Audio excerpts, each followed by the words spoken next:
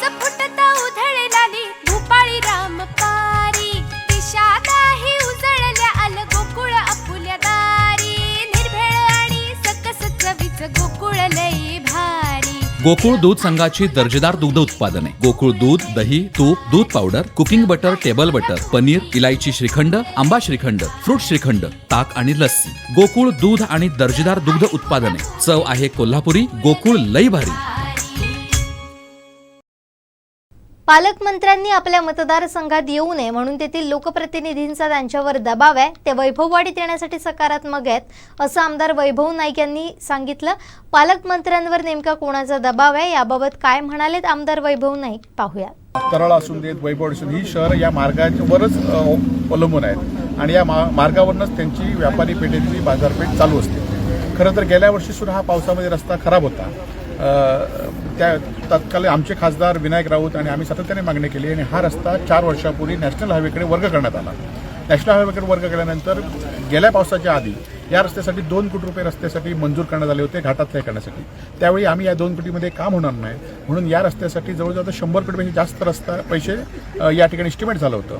मी गेल्या मार्चच्या अधिवेशनामध्ये हा प्रश्न विधानसभेत विचारल्यानंतर सध्याचे बांधकाम मंत्री यांनी सकारात्मक उत्तर दिलं होतं आणि त्यांनी सुद्धा प्रयत्न केले आणि या रस्त्याची वर्क ऑर्डर या ठिकाणी फेब्रुवारीमध्ये या ठिकाणी वर्क ऑर्डर फ्लॅश झाली आणि त्यानंतर गेल्या तर 7 महिने काही लोकांच्या राजकीय हितस्तंभाने आणि ठेकेदारांना पुन्हा टेंडर आपल्या ठेकेदाराला मिळालं नाही तर ते दुसऱ्या ठेकेदाराला मिळालं आणि त्यामुळे ते पुन्हा टेंडर कॅन्सल करण्यासाठी खरं तर 4 महिन्याचा कालावधी झालेला आहे। त्यासाठी माझ्याकडे पुरावे सुद्धा आहेत की हे काम जे काम 40% बिलोने घेतले ते काम रद्द करून त्याचं काम नवीन टेंडर व्हावं आणि नवीन टेंडर आपल्या ठेकेदाराला व्हावं। यामध्ये काही राजकीय लोक आणि काही लोकप्रतिनिधी आणि अधिकारी हे यांच्यासुद्धा संगमत आहे आणि त्यामुळे हे टेंडर रद्द करण्यासाठीच खरं तर 2-4 महिने लागेल।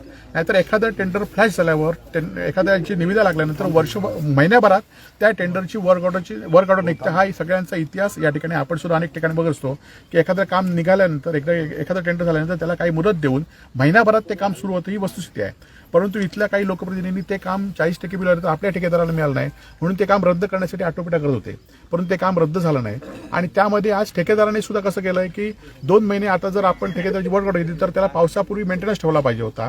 तसं त्या ह्याच्यामध्ये क्लॉथ आहे की पावसापूर्वी जोपर्यंत काम पूर्ण होत नाही तोपर्यंत त्या रस्त्यावर हातचा ताबा हा ठेकेदाराकडे असणार आहे आणि ठेकेदाराने पूर्ण त्या रस्त्याचं मेंटेनन्स ठेवला पाहिजे। परंतु ह्यासाठी ठेकेदार आणि अधिकाऱ्यांशी संगम असल्यामुळे हे त्यांनी वर्क ऑर्डर अजूनही घेतले नाही। अजून आपण बघत असाल की 18 ऑगस्ट नंतर तो वर्क ऑर्डर घेणार आहे आणि 18 ऑगस्टच्या आधी खरं तर या आता आम्हाला अधिकाऱ्यांनी किती सांगितलं तर अधिकाऱ्यांकडे ह्या रस्त्याला खड्डेपडीसाठी वेगळी अशी आर्थिक तरतूद नाही आहे आणि त्यामुळे लवकरात लवकर ठेकेदाराने वर्क ऑर्डर घेणं किंवा तो वर्क ऑर्डर नाही घेतलं तर त्या ठेकेदाराला बॅकलिस्ट करून त्या टेंडरची निविदा रद्द करणं हा पर्याय आहे। खरं तर आज आमची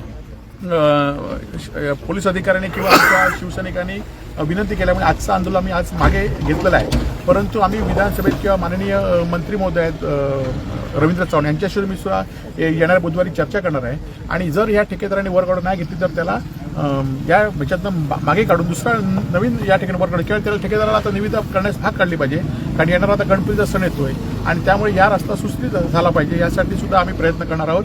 ज्याप्रमाणे जर आम्ही आता अनेकदा लोक आज फक्त एक शिवसेनेने या ठिकाणी आले परंतु या रस्त्यावर खरं तर हजारो लोक या पुढच्या काळात येतील आणि जर 15-20 दिवसात या ठेकेदारांनी वर्क ऑर्डर नाही घेतली आणि रस्ता सुरू नाही केला तर आम्ही हजारो लोक घेऊन जिल्ह्यातले आम्ही पुन्हा या रस्त्यावर उतरणार आहोत। 1 तारीखला वैभव नाही आगे बढ़ो, आपण आंदोलन करणार आहे। माननीय वैभव नाही आगे बढ़ो।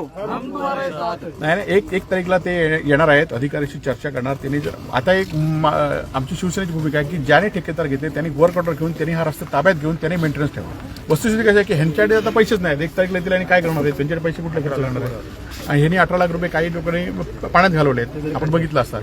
साहेब आपण विधानसभेत असेल नियोजन सभेत असेल आवाज उठवला होता या रस्त्या संदर्भात 1 वर्ष झालं पालकमंत्री या रस्त्यावरती पाहणी करायला सुद्धा आले नाही या संदर्भात आपण नाही पालकमंत्री पाहणी करायला येत आहेत परंतु पालकमंत्री आले तर इथले जे लोकप्रतिनिधी आहेत त्यांचा त्यांना विरोध आहे। आपल्या मतदारसंघात कोणी येऊ नये आपण काय करणार नाही दुसऱ्याने कोणी येऊ अशी भूमिका आहे। रवींद्र चव्हाणांची याबाबत सकारात्मक भूमिका होती त्यांनी सुद्धा विधानसभेत उत्तर दिलं।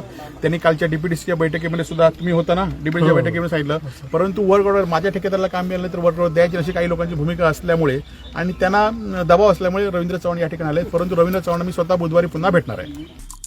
आमचे दिवसभरातले सर्व अपडेट्स, ताज्या घडामोडी आणि थेट लाईव्ह पाहण्यासाठी सबस्क्राईब करा, लाईक करा कोकणचं नंबर 1 महा चॅनल कोकण 7 लाईव्हचं YouTube चॅनल.